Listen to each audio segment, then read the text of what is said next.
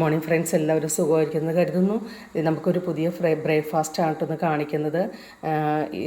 എളുപ്പ വഴിയിലൂടെ നമുക്ക് പുട്ടുണ്ടാക്കാം. വെച്ചിട്ടുണ്ടെങ്കിൽ നമ്മുടെ ജോലികൾ കുറേ നേരം നിന്ന് നമ്മൾ സമയം കളഞ്ഞ് ജോലി ചെയ്യേണ്ട, പെട്ടെന്ന് നമ്മുടെ എല്ലാ കാര്യങ്ങളും ഒറ്റ ട്രിപ്പിൽ തന്നെ കഴിയും കേട്ടോ. അപ്പോൾ അത് പറഞ്ഞു തരാമെന്ന് ഓർത്തിട്ടാണ് ഇന്ന് ഞാൻ ഉണ്ടാക്കിയിരിക്കുന്ന സ്പെഷ്യല് ബീട്രൂട്ടും ഏത്തപ്പഴം വെച്ചുള്ള പുട്ടാണ് കേട്ടോ. ബീറ്റ്റൂട്ട് ഏത്തപ്പഴം വെച്ചുള്ള പുട്ടാണ്. അതിനാവശ്യമുള്ളത് ബീറ്റ്റൂട്ട് കുറച്ച് കഷ്ണം മതി കേട്ടോ, കഷ്ണം മതി. അത് മിക്സിക്കകത്ത് ജാറിനകത്തിട്ട് നന്നായി അരച്ച് അതിൻ്റെ വെള്ളമാണ് നമുക്ക് ആവശ്യം കേട്ടോ. പിന്നെ വേണ്ടത് ഏത്തപ്പഴം നൈസായിട്ട് അരിയുക, പിന്നെ തേങ്ങ. ഇതാണ് നമുക്ക് ആവശ്യമുള്ള കാര്യങ്ങൾ. ഞാൻ കുക്കറിൻ്റെ അകത്താണ് സാധാരണ ഉണ്ടാക്കുന്നത്. ഒരു ട്രിപ്പ് പുട്ട് നമ്മൾ ഉണ്ടാക്കി വെച്ചു. ഇത് രണ്ടാമത്തെ വെച്ചിട്ടുണ്ട്, എടുക്കാറായിട്ടുണ്ട്. ഞാനിതൊന്ന് എടുക്കട്ടെ കേട്ടോ.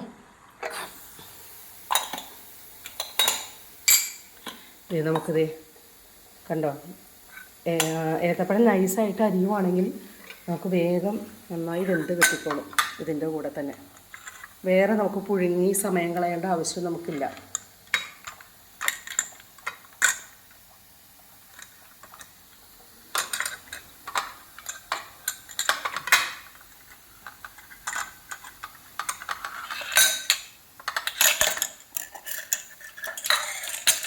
നോക്കൂ, കണ്ടോ, ഈ പുട്ടിൻ്റെ അകത്ത് ഏത്തപ്പഴമായി പുഴുങ്ങി നന്നായി വെന്ത് കിട്ടിയിട്ടുണ്ട്.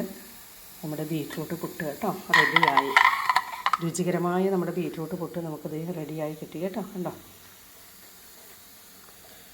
ഇനി ബാക്കി വരുന്ന ഏത്തപ്പഴം ഞാൻ എന്ത് ചെയ്യുന്നറിയാമോ, ഈ ഇതിൻ്റെ അകത്ത് തന്നെ ഇട്ട് ഒന്ന് ആ തേങ്ങയും കൂടി ഇട്ടൊന്ന് ആവി കയറ്റിയെടുക്കും. ഇതിൻ്റെ വേറൊരു പ്രത്യേകത, ഇതിൻ്റെ ഒപ്പം നമുക്ക് വേറൊരു കാര്യം കൂടി ചെയ്തെടുക്കാം. മുട്ട പുഴുങ്ങിയെടുക്കാം കേട്ടോ.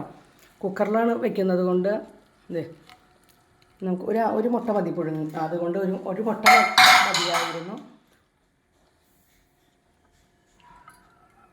അതും പുഴുങ്ങി കിട്ടും.